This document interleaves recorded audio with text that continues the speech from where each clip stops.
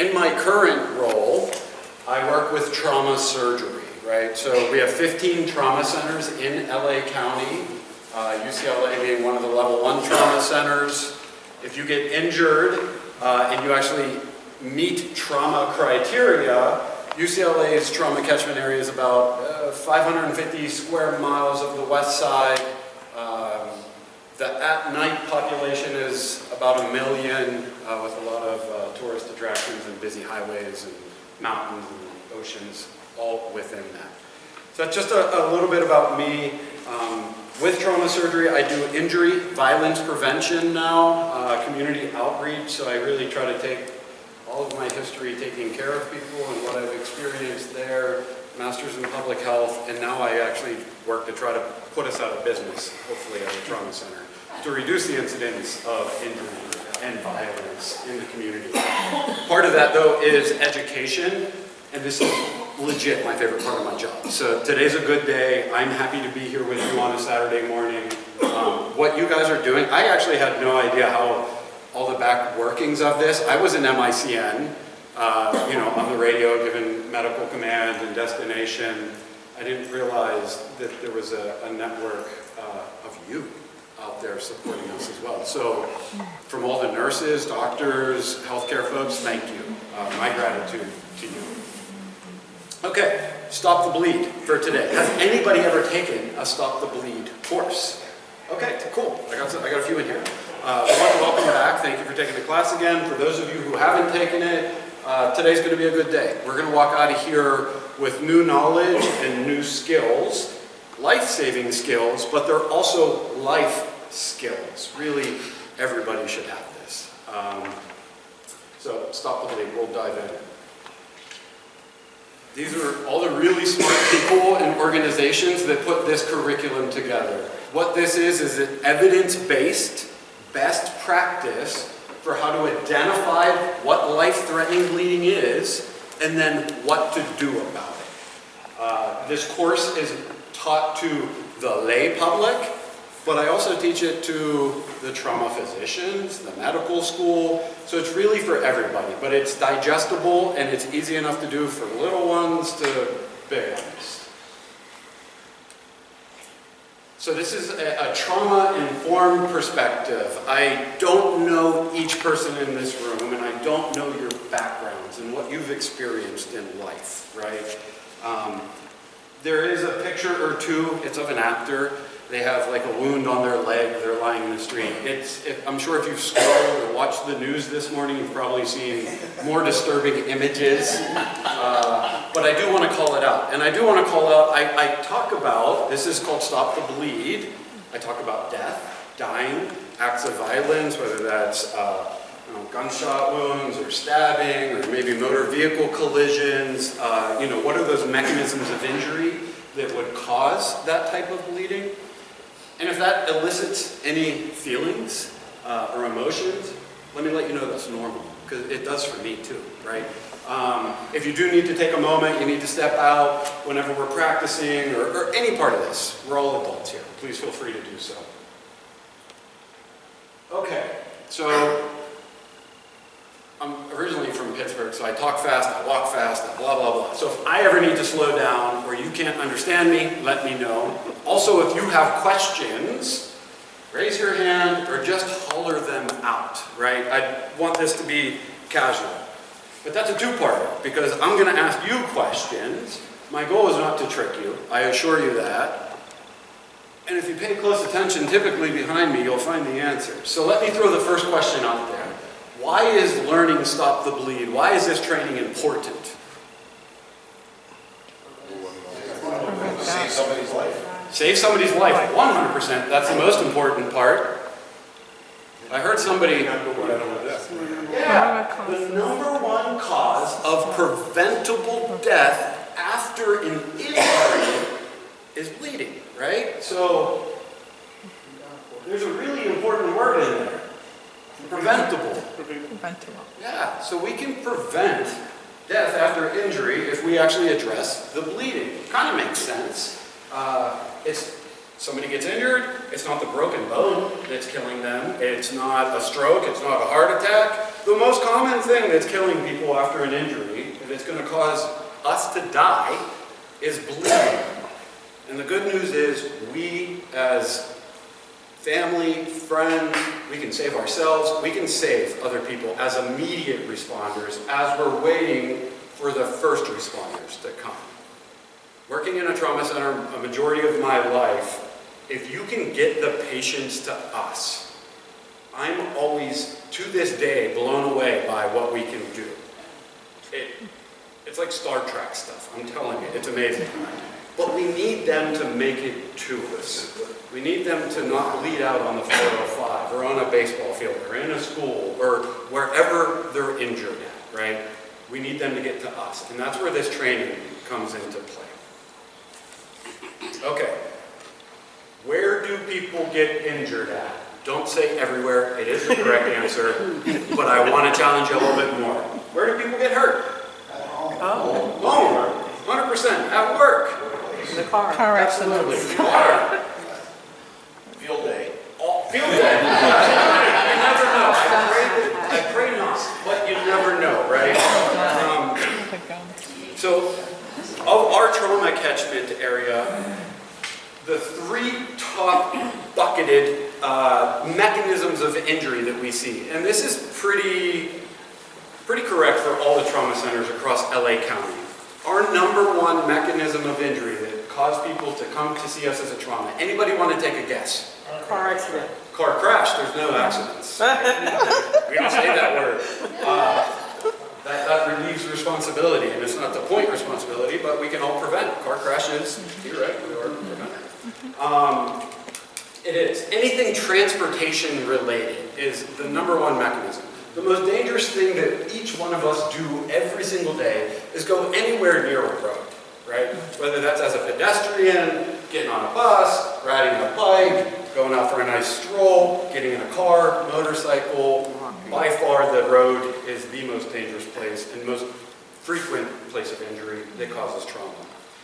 The second and third, at least for UCLA and our catchment area, it's falls and acts of violence, whether that's shootings, stabbings, assaults, right? So that being said, this can be used anywhere. A lot of people tend to think, oh, this is a mass shooting training. It's not a mass shooting training. Can it be used in a mass shooting? Can it be? Of course it can. Yeah, it's going to save lives. But this, like I said when I started, it's a life-saving skill that's a life skill. We can use it across the span. Any questions thus far? Do we have access to the slides? You do, as a matter of fact. Please feel free to share these. Thank you. And I'll also give you the website to stopthebleed.org. It's from the American College of Surgeons. That's who verifies us as a trauma center who put this curriculum together. If you go to their website, there's online training there. You can buy equipment there, and we'll get to that. I'm not sponsored by them or anything like that, but when we talk about equipment, I can tell you guys are gear hounds. Rad, I like that.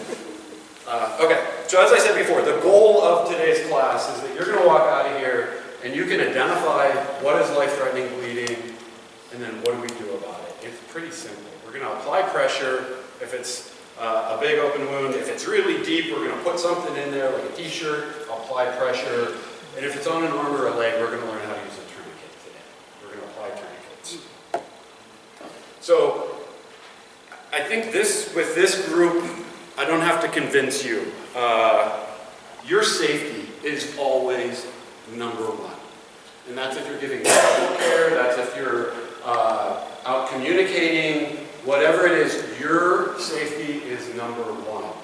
I follow that same rule. When I was working on an ambulance, if the scene was unsafe, I'm not putting myself in that situation. There's a car down with wires all over it, it's sparking. I'm not going to go help that person until that scene is safe, because what happens? Yeah, right? Like, we're all excited, we're driving home and we see a car crash and blood, and you're like, oh, I just learned to stop the bleeding. You slam on your brakes on the 405, and you get out and you run across the road, boom. Yeah, you're the next victim. The person you're trying to help doesn't get the benefit of your service, of your help, of your knowledge, of your skills, and now we have to send more help. So your safety is always #1. Just because you have the skill and the training now doesn't mean that you need to put yourself at risk to do it. Number two, we're talking about life-threatening bleeding. So we're talking about a lot of blood. Today we're not talking about little bumps, bruises, scratches, abrasions, little cuts. We're talking about the stuff that's going to kill people and kill people quick, right? So anytime we're talking about somebody else's blood, there's always the risk of blood-borne pathogens or blood-borne transmission of diseases, right? And that's something that we all need to take into account. If anybody carry gloves on them, like rubber, latex, non-latex gloves, 24/7. There's always a couple, and I knew it would be in here. You guys are on my team. I like it. For the rest of us that don't carry them 24/7, what do we all have? Skin. Right, what does skin do? It's a barrier. So what's outside typically stays outside, and what's inside, thankfully, I'm not up here leaking everywhere, stays inside. Purpose of it, right? So there is a base level of protection that we all have naturally. With that, though, there's always a risk. I have this small little cut here. I was working on my car and I cut myself. So there's always a risk. Say somebody's bleeding to death right in front of me. They're a stranger. I don't know their medical history. And they're going to bleed they're going to die in a couple minutes. And I got this cut, or a big cut on my hand. This goes back to that safety conversation. Again, they're going to die. I don't want to watch somebody die in front of me. So like, what's the risk benefits? That's going to be for you and your moral compass to decide, right? But what else could you do? Improvise a barrier, You could improvise a barrier. It might take some time. or get somebody else bystander to do the pressure. That's it, my friend. You have the knowledge, you have the skills. We now know the uh-oh crowd is always like, ooh, uh-oh, or the looky-loos, you know, the little bitty neighbors coming out. Get somebody else, give them direction. If that person is still with it, you can give them direction, right? They can help themselves. But I could also just take this hand and put it in my pocket and use my other hand, right? So there are options. And that also goes if you're physically unable to help, right? Maybe for whatever reason, on crutches and broken bones, whatever, I can't physically do the act. I can direct others, okay? If you do get blood exposed, when EMS arrives, they can give you some saline, wash it off, wash your hands, and then follow up with your physician. Sooner rather than later, they'll walk you through a pathway that can support you. Okay, ABCs. You guys are probably familiar. We in healthcare, we always like things easy. ABC, airway, breathing, circulation. Here in Stop the Bleed, it stands for alert, bleed, and compress. So let's go through that. First and foremost, we need to get 911 on the way. If we say, oh my God, red flag, that's life-threatening bleeding, we need to get 911 there. For LA County, what do you believe the average time is from the time you call 911 to the time an ambulance arrives? Average, Los Angeles County. Probably 25. 45. Yeah, because it's Okay. 25 minutes. I heard 6, I heard 10, I heard 30, 25. 25, 45. Those are probably all correct across the span. But average, I think, the last I looked up on their website was about 10 to 12 minutes, right? But we also know that that depends on the day of the week. It also depends on where at in LA County. Is the president in town? What's traffic look like? What event goes on? And also, what community do we live in? What side of the 405? What side of the 10? What side of the 720? What are the social drivers and determinants in our community that are going to impact our ambulance and fire response as well? So we know it's not always going to be 10 minutes, or it's not always going to be super quick. So follow-up question to that. Say we have a Samurai Sam comes skipping through that door over there. It's my imaginary friend. He's not going to be very friendly in a minute. And he comes running up to me and he slices off my arm with samurai. So now, can we all agree that would be life-threatening bleeding? Yes. Good. I can go home. Okay. That is going to be life-threatening bleeding. How long do you think it would be until I bleed to death? 3 minutes. 3 minutes, 2-3 minutes, 10, 10, 15 minutes? Probably depends, but I'm going to go on like the 3-minute mark, right?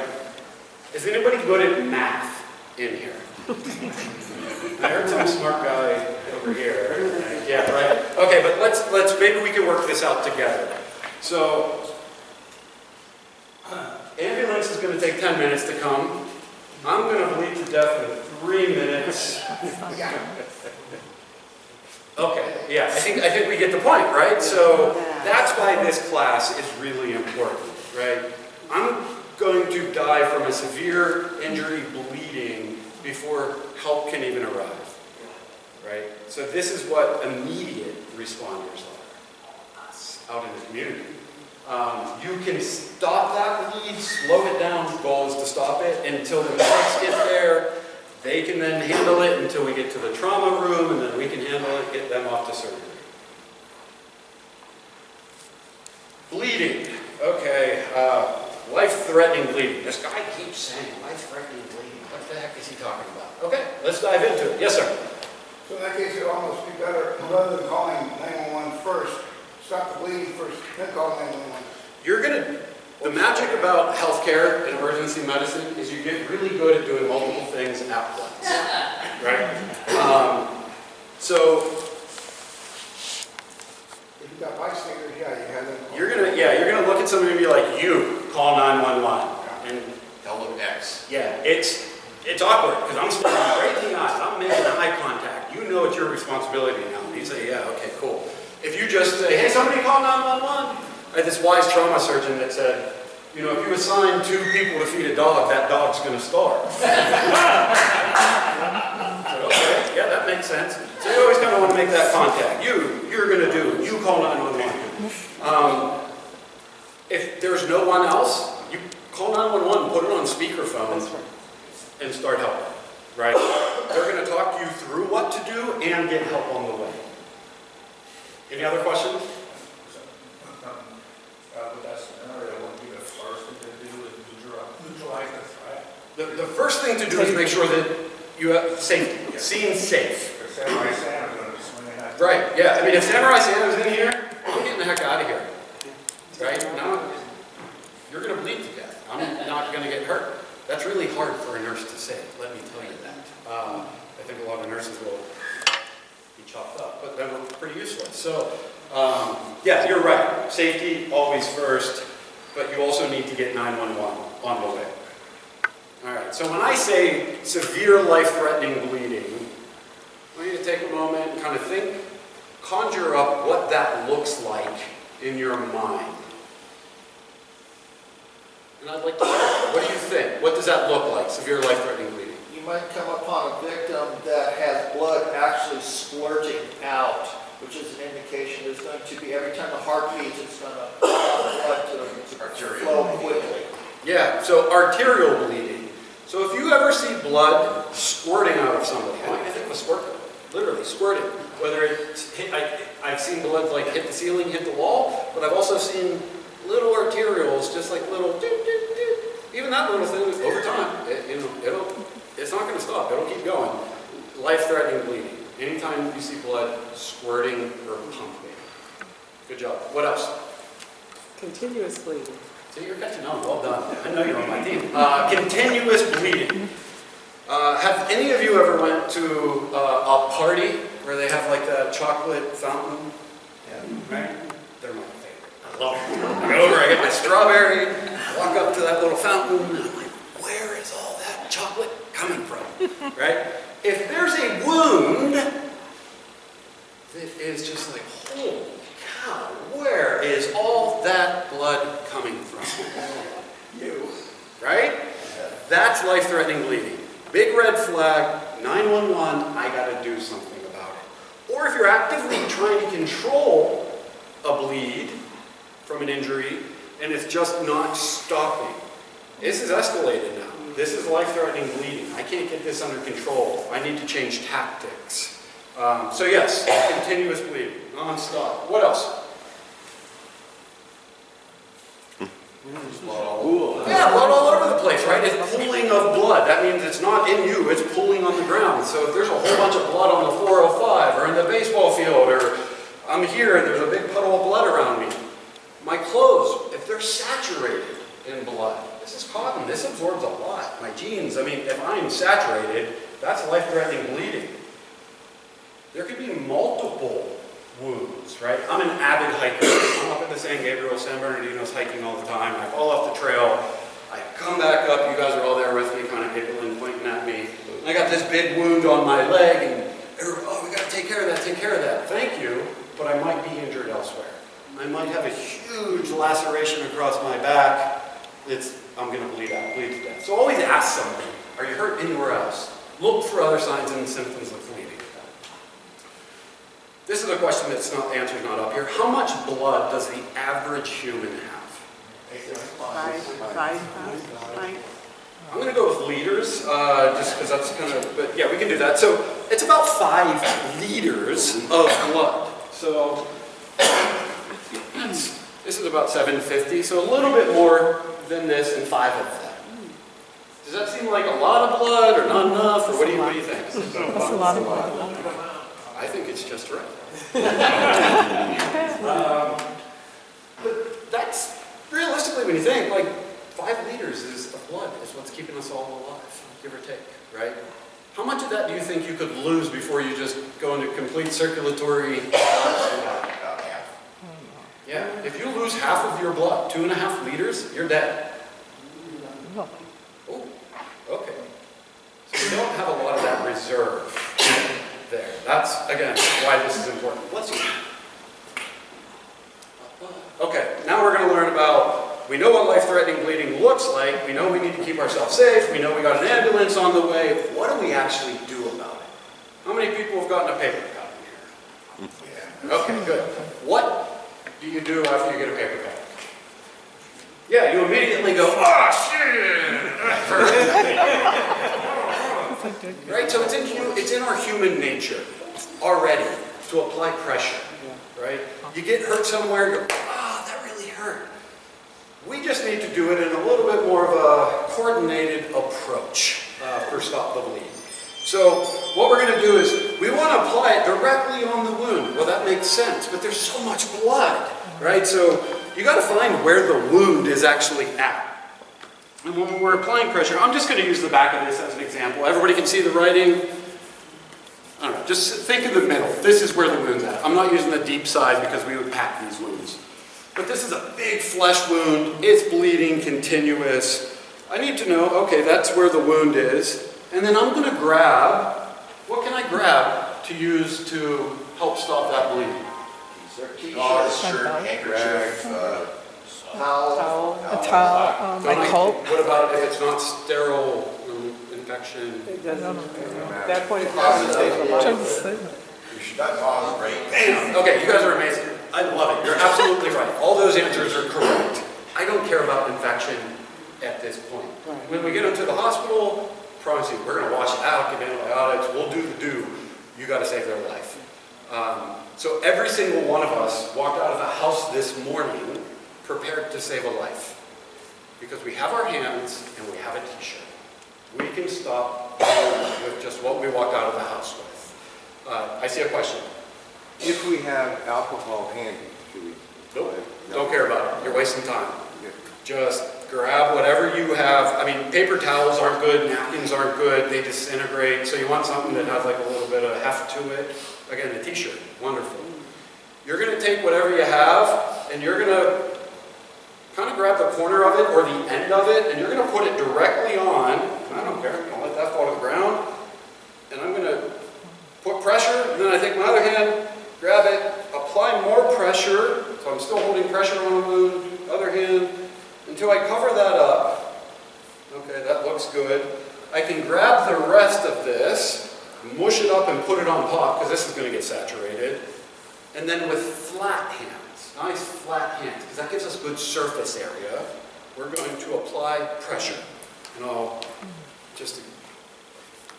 Typically, somebody's not standing. If they have life-threatening bleeding, my recommendation, get them to the ground if they're not already there. But you're going to take a flat hand, and I have my arms straight because I'm not trying to muscle this. This is going to get real tiring real quick. And if I got to do this for 10 minutes, I'm going to be exhausted. So arms are straight, and I'm just letting my body weight apply pressure. Pretty simple. You all agree? Yeah. Every single person in this room has enough strength, body weight to stop the bleeding, right? People always ask the question, well, what if it's on the neck? Well, then you got to be a little thoughtful, right? Like, I'm not going to put my full body weight with my hands across somebody's neck. Well, they're not going to breathe, right?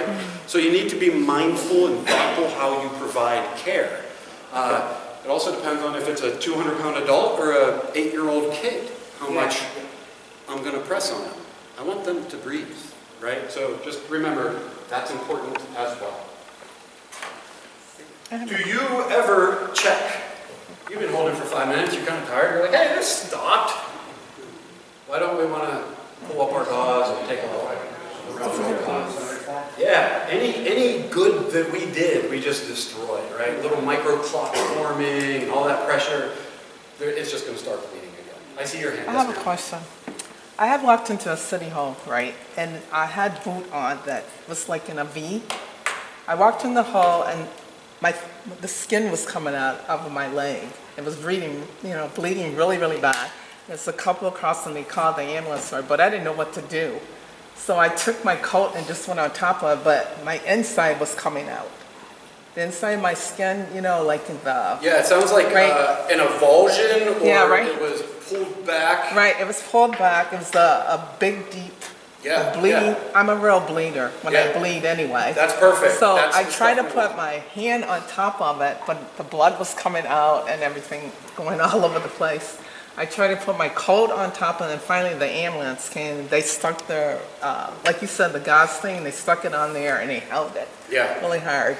And then it stopped bleeding somewhat, but it just kept bleeding anyway until I got to the hospital, because So I'm a real bleeder. Two things. One, first and foremost, now that we're I was so taking this scared. class, you started right. You guys had something to put pressure on it, but you probably couldn't get the right amount of pressure since it was on No, site. because first I couldn't even get out of the hole first. Yeah. And then finally I got out and I took my boot off, because it goes like, my boots go like this in a V. Yep. So that's how the wound is. It's like a deep thing like this. Yeah, that's the That's how it type of was. wounds we're talking about. What would have been of service to you is two things. One, if somebody would have been able to help you to actually apply the amount of pressure and force in time Right. needed, that would have been of great service to you. The second would have been a tourniquet. I would have put it, if I had a tourniquet on me or available to me, I would have put a Or a tourniquet on your scarf leg or and stopped something that on there. bleeding. I didn't even know what to do. Yeah. Because the fat or whatever, the skin Exactly. and It's inside fat, is it's coming muscle out. tissue, it's tendons, it's all the stuff that we don't see every day. Yeah. All right, so based on that, if you apply, you're hurt, you apply direct pressure, it stops, and somebody comes over and brings you gauze, would you remove your hands and put on the gauze? Are you just using your hands at Just that point? using your hands and it stops? Yeah, I would probably apply the gauze. What? I would, yeah, because your hands, blood is slippery, and your hands are going to start sweating. And I mean, I've done it 1,000 times with patients, and you're holding pressure here, and then all of a sudden, you're holding pressure on their knee, and you're like, how did I get to their knee? And they're bleeding down here. Yeah, so I would apply the gauze. That's going to help with the clotting. It's going to absorb a little bit, help with the clotting. Yeah, absolutely. Yeah. Okay, we're going to watch a really cool video, just as a demonstration. She identifies where the wound is at. She gets a really cool t-shirt that only the coolest guy in the room has. She grabs the corner of it. She puts it directly on it, puts a little bit more on top. Nice flat hands, firm, steady pressure. And we wait until the ambulance arrives. Got that? Pretty simple. Okay, cool. All right, what about a deep wound? If I just applied pressure, like I was talking about, right to the top, so this is the wound. We are hiking, right? I come up, a rock got me. This is my thigh, muscle, tissue, the fat, all the stuff we were just talking about. If I just put pressure over top of that, would that stop the bleeding? No. Yeah, you're correct. Why not? Because you've got a canal and stuff to bleed into. Yeah, the bleeding's actually occurring where the tissue is. So the bleeding's actually happening down in here. So that means we need to get pressure where the bleeding is. So that means we have to pack the wound, right? And this could be here, this could be here, this could be, anywhere on us. So to pack the wound, guess what? We can use the same stuff we used before, right? So we could use a t-shirt, a towel, a bandana. when you pack a wound, I'll grab this t-shirt. Again, you want to grab, I can't just bundle this all up and put it in there. It's not going to be efficient. So typically, if I take my t-shirt off, I'm just going to grab a corner. I got a finger. Doesn't matter if you use a finger technique, but just grab a piece of it. I'm going to look at the wound, and then I'm going to push this all the way down to the bottom. Because I want to build this up from the bottom up. This doesn't need to be like Marie Kondo, beautiful, and really nice and organized. This needs to be fast, efficient. Fast and efficient is good. So I got my finger in there. I want to fill up all the crevices because that's where the bleeding's happening. So I keep my finger there. I'm now actually holding pressure. I'm doing the job. I'm working on stopping the bleed. I grab more of the shirt. I push it in there with the other hand. This hand's now free. I'm still holding pressure. Still holding pressure. And I'm just packing this into all the little nooks and crannies that I can. And once it's filled up, I'll take whatever's left over. I put it on top with flat. Bingo. Flat. And I'm holding pressure. Does that hurt? Yeah. Oh yeah is the answer. Everything we do is going to hurt somebody. Our goal is not to cause pain, but it does cause pain. The best thing you can do is acknowledge and validate their experience, that they're in pain. So, hey, I'm really sorry. I need to stop this bleeding. It's life-threatening. I know this is hurting. I'm sorry that this hurts. Paramedics are on the way. They have pain medicine, right? If you sit there, I remember as a baby nurse myself, I'm like, oh, I'm really sorry, that doesn't hurt, right? Like, saying that only makes me kind of feel better, and then it makes the person that you're helping think, this person has no idea what they're doing, because this person's really bad. So it's okay, just acknowledge that space. Uh-oh, did I? Okay, so we got that. Here's a video. They're using what's called quick clot in this video. Yes, sir, before we get there. So, in the society we live in, which is very litigious, if the person who's bleeding is saying, I don't want to be touched by you until the paramedics get here, if they're conscious or not, what do I do? Yeah, that's a great question. So the question is, with the litigious society that we live in, if a person is severely injured, they're bleeding to death, and they tell you, I don't want you to touch me until the paramedics get here, right? So I'm going to step back from that question for 1 second and say, once you're done with this training, you get a certificate. You are certified in Stop the Bleed. You are covered under the Good Samaritan Act as a member of the public. If you decide to stop and help, as long as you stay within the scope of what we've learned today, regardless of the outcome, the person lives or dies, you are still covered under that. Could you still get sued? Heck yeah, right? My lawyer friend in the back here, I believe. You could probably sue me for wearing this color jeans, right? Are you going to win? No way. But unless you got this guy in the back, maybe he can make it happen. But what I want you to know is, if you start going out of bounds from what you learned today, right? And you're like, hey, I'm going to get my knife out, and I'm going to cut this piece because I can patch that up over here, and if I reach my hand up into their heart, and you want to do some crazy stuff, I don't know. Tracheotomy with a pin. Right, I don't know. We didn't talk about that. You're definitely liable for what you did there. Okay, so to further your point, or to answer your question, you approach somebody, and maybe they're even being violent. Maybe they're drunk, or they just, get away from me, get away from me. I just want you to know you have life-threatening bleeding. You're going to die if I don't do something. Get the fuck away. You know, like, that's life we live in. It happens.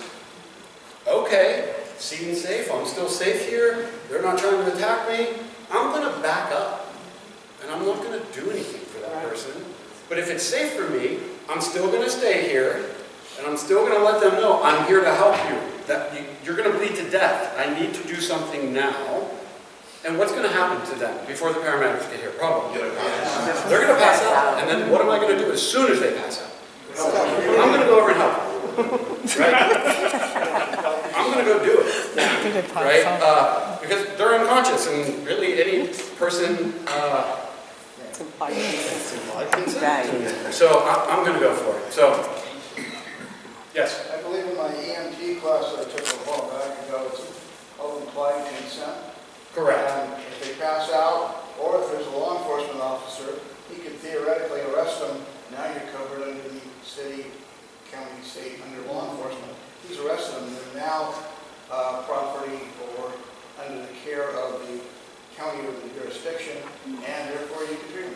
I would always rather act than not act, but also, and then you get into discussions beyond the scope of this class, but of like, what is their capacity? What is the capacity of somebody who's bleeding to death to make a truly informed decision, risk and benefits of receiving care or not? I don't have time to get into that, and it's not part of this class, but I'll respect it until he passes out, and I'm he or she. Okay, they're using quick clot, which is as a special chemical on the gauze that when it comes into contact with blood, it actually helps develop the formation of clots.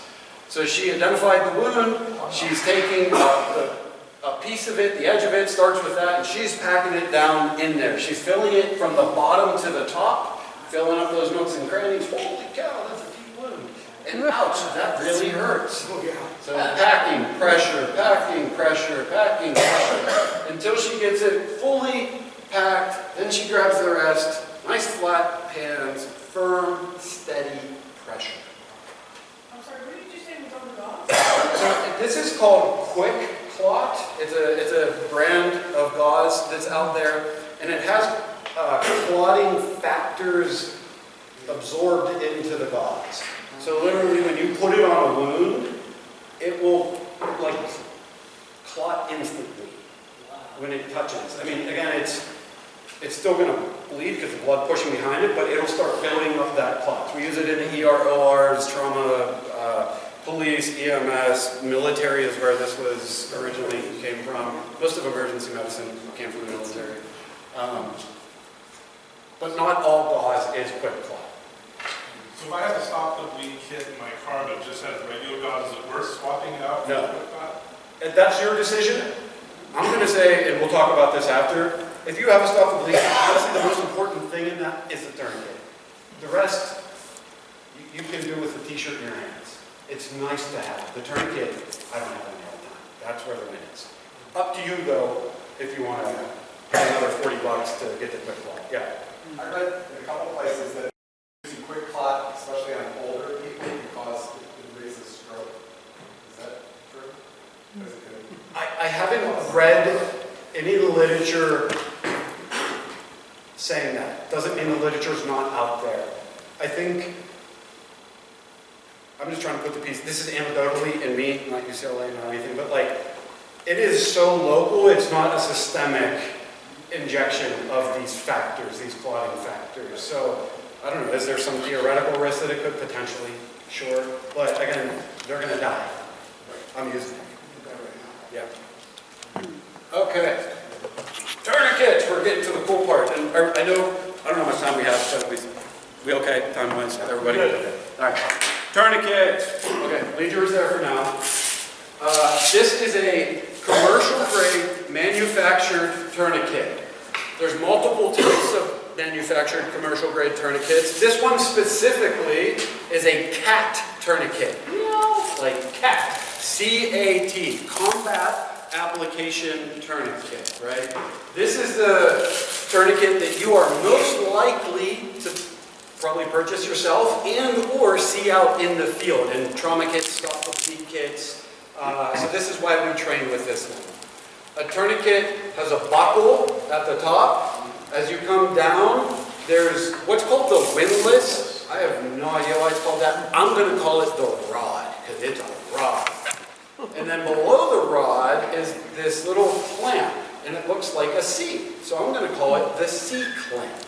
So we have a buckle, a rod, a C clamp.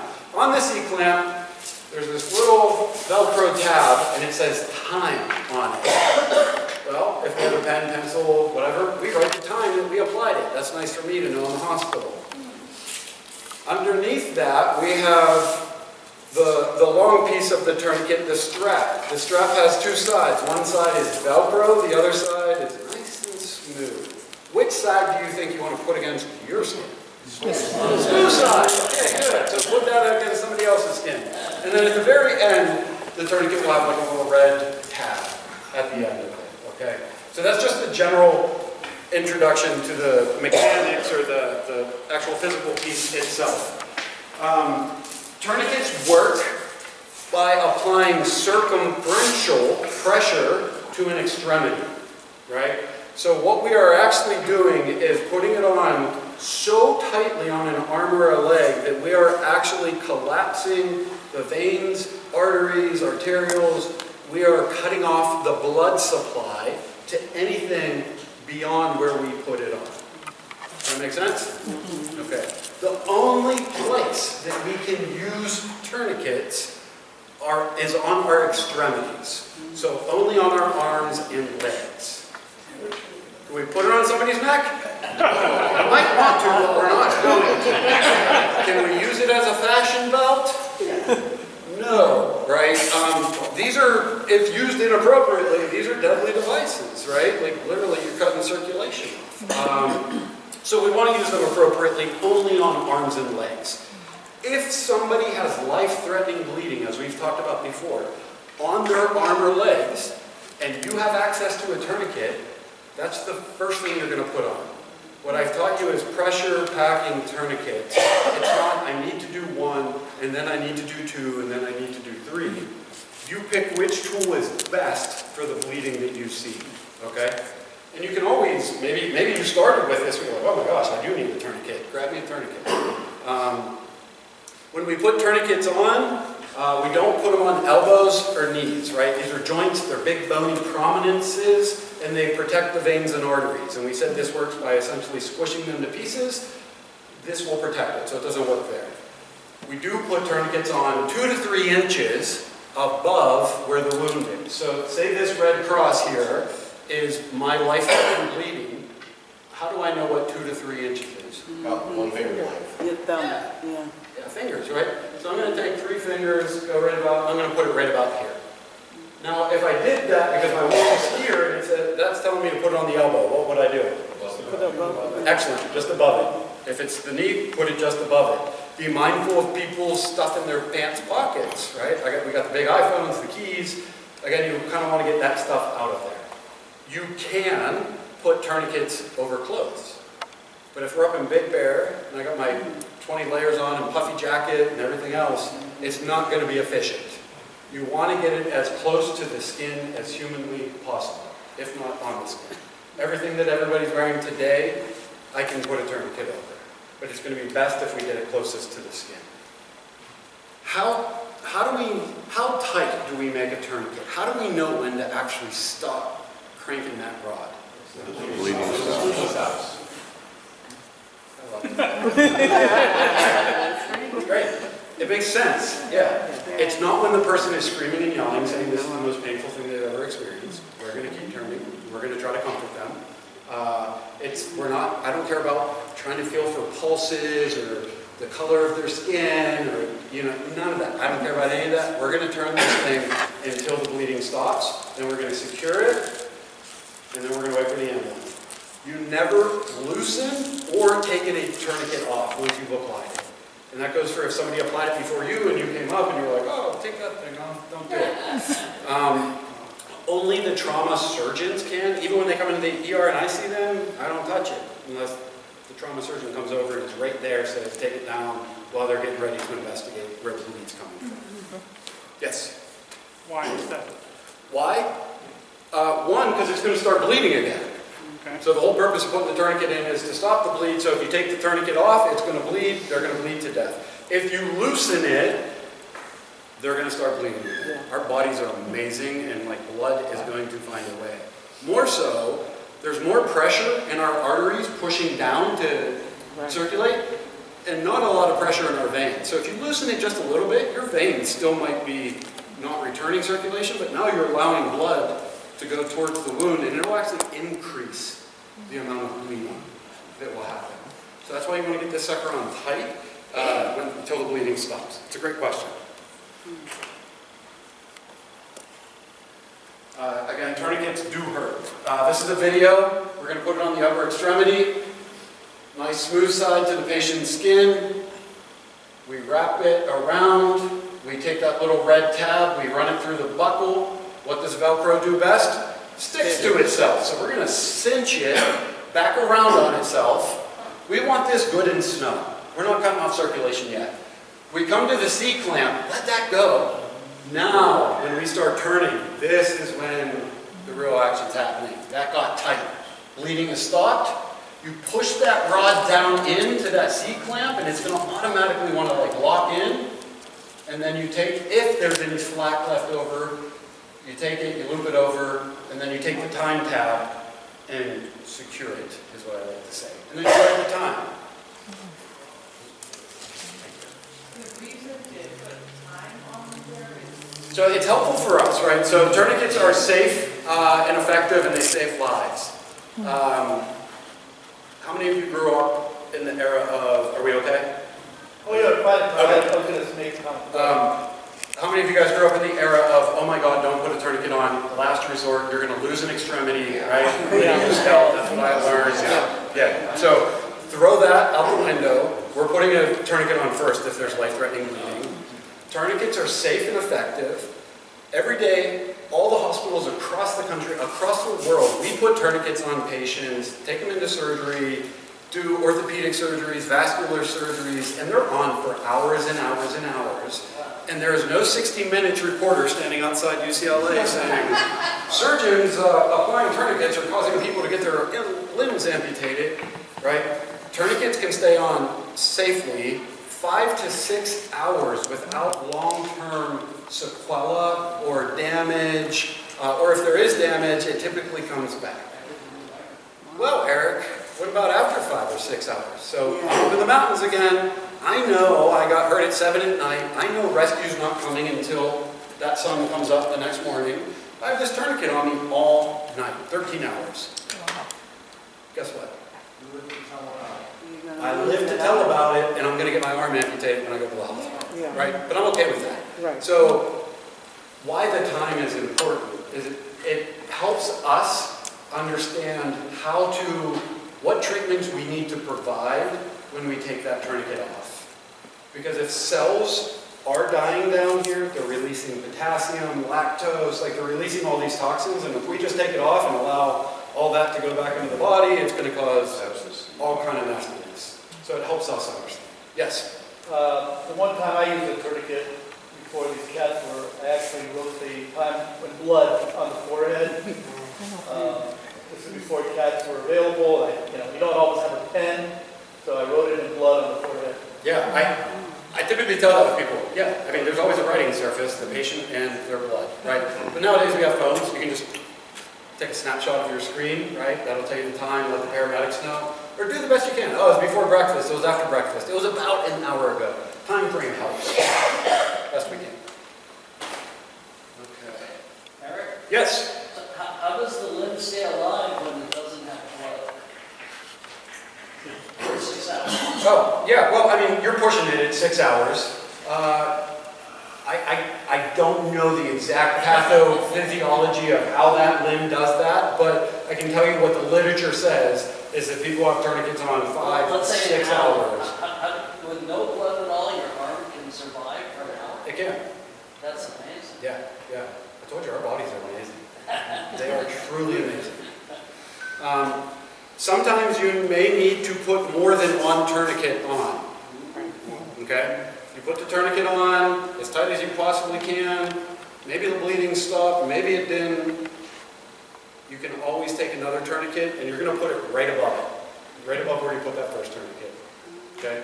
Instead of 1.5 inches of circumferential pressure, well, you put 2 of these together, now I have 3 inches of good circumferential pressure. So sometimes you may need more than one tourniquet. These are different types of tourniquets, just so you can see. My recommendation to you is if you want to get a tourniquet to stop the bleed kit, get one that has a cat tourniquet. Cat. Oh boy, we didn't talk about children. The good news with children, tell me if you agree. No matter what age, literally no matter what age, if they have a really bad cut or laceration or injury and they're bleeding, I could take my shirt off and I could put pressure on it. I'm gonna, of course, adjust if it's a newborn versus a 16-year-old, but do we agree we could all do that? Yeah. Yes.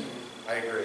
If it's a deep wound, I could still take my shirt off and pack that wound to the best of my ability and apply pressure, Yep. right? So no change with children in that regard. The only difference is when it comes to tourniquets. There's only one size tourniquet. There's no pediatric tourniquet. By anybody that says they have a pediatric tourniquet, they rip me off. So it really comes down to is how big is that person's extremity, that little one. I'll probably get a little tighter than that. That'll probably be it. So at what age, I don't know, is that a thigh of a youngin, an arm of a youngin? It's a Right? teenager. But also, I know my grandma, her arms are pretty small. Would it work, right? So the moral of it is, if it doesn't fit, if I can't make a good loop around it and bring this up to the C-clamp where it's going to be secure on there, don't use a tourniquet. What I want you to do is either apply pressure or pack the wound. And that's going to be effective, especially on children. Okay? So if the tourniquet doesn't fit, you're not going to use it. And that goes for the same if it's a really big extremity and you can't get it all the way around to secure it. Yes, sir. With a young child, can't you like take your shirt off and wrap around the limb and then put the tourniquet over the shirt? No, not going to be advised. You're going to, it's just not going to be as effective. I like how you're thinking. Just apply the actual pressure with your hands. It's going to be better. Yeah. I like the creativity. Okay, impaled objects. My favorite, second favorite part of the class. Just real quickly on the tourniquet. Go ahead. If you don't have a tourniquet to your disposal, but you have a belt. So, all right, we'll jump. We're going to see improvised tourniquets. Oh, Impaled. We're going to go to improvised tourniquets. That's what he's asking. So, what if we don't have a commercially manufactured available tourniquet to us? Can we use an improvised tourniquet? Yes. So for the, I always have such a hard time with this. Paracord will stick. Yeah. Okay. Right now, this is my heartbeat. I'm bleeding to death. I got 3 minutes. Make me an improvised tourniquet. I'm dying. Make it happen. Right? We rarely have all what we need. So for the scope of this class and this training, improvised tourniquets are a no. And there's a lot of reasons behind that. You said belt. Let's take a walk through campus here. Belts barely hold people's pants up. I don't want a belt saving my life, right?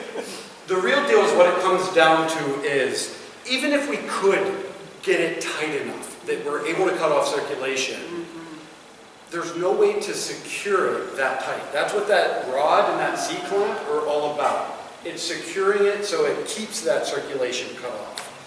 A piece of paracord, well, what happens when it gets wet? It's going to get wet with blood. It's going to stretch. It's going to expand, right?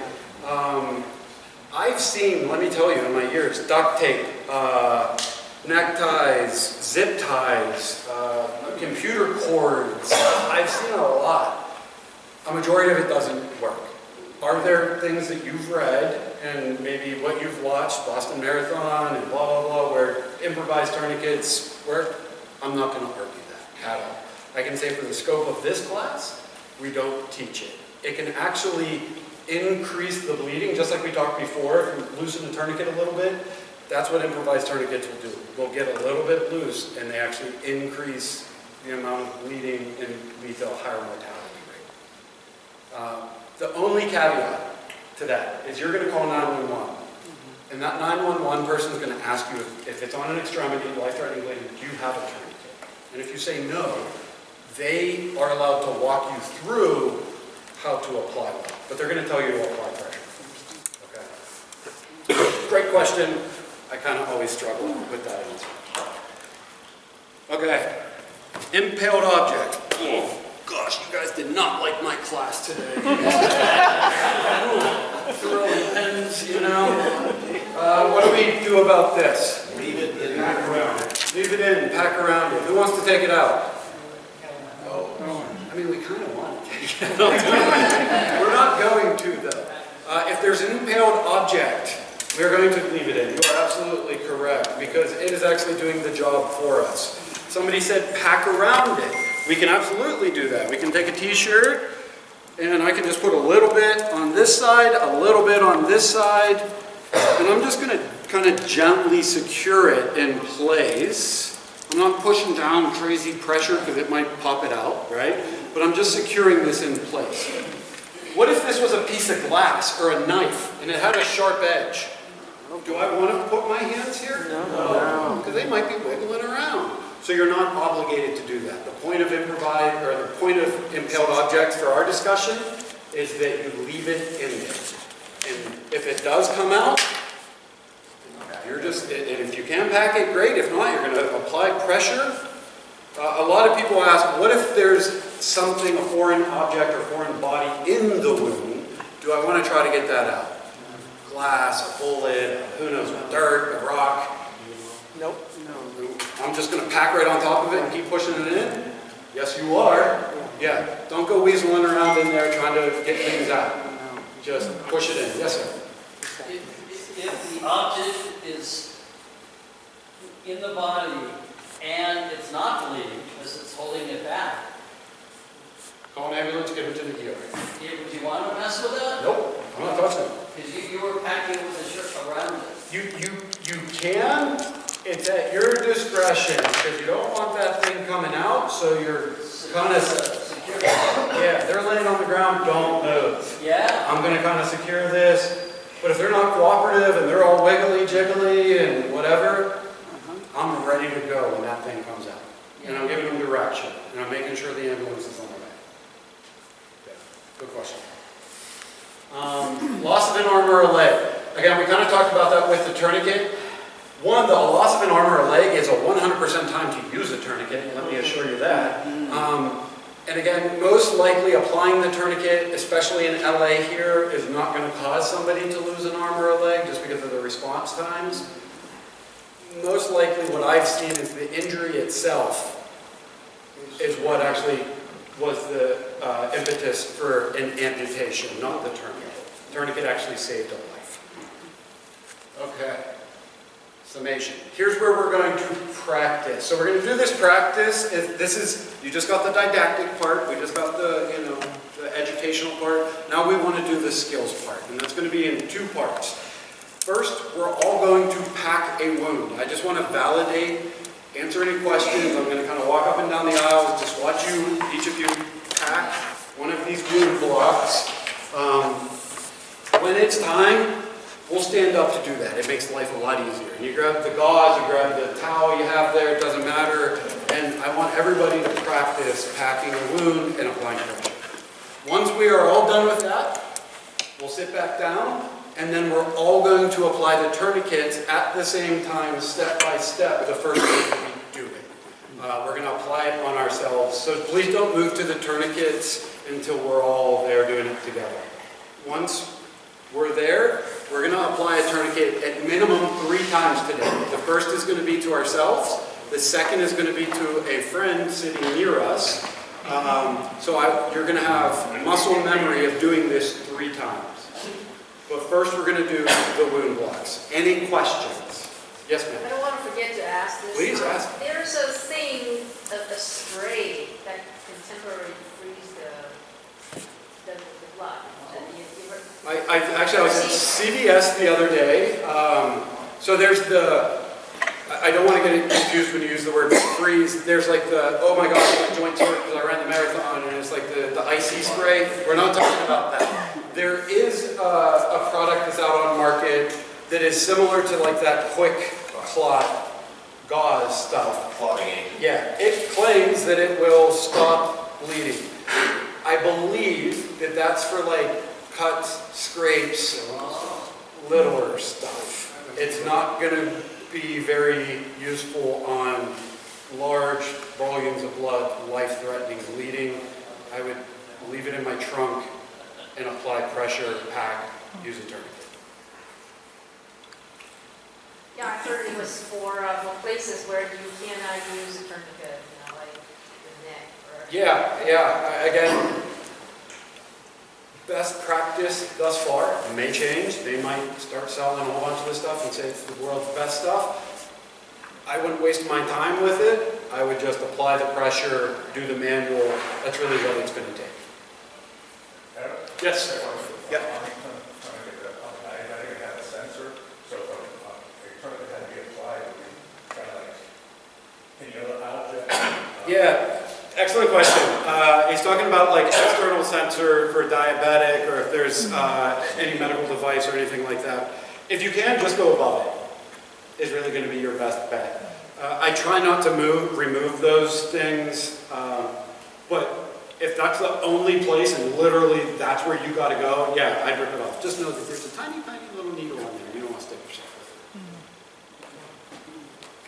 with it. Any? Yes, ma'am. Is it ever likely you would need to do CPR while somebody is bleeding? That's such a great question. Yeah, it's actually really likely because we're talking about life-threatening bleeding. So the question then is like, what do you do first? If you're giving CPR to a person, that actually means that person's dead, right? Like we typically, very rare instances, do we do CPR on people that are living.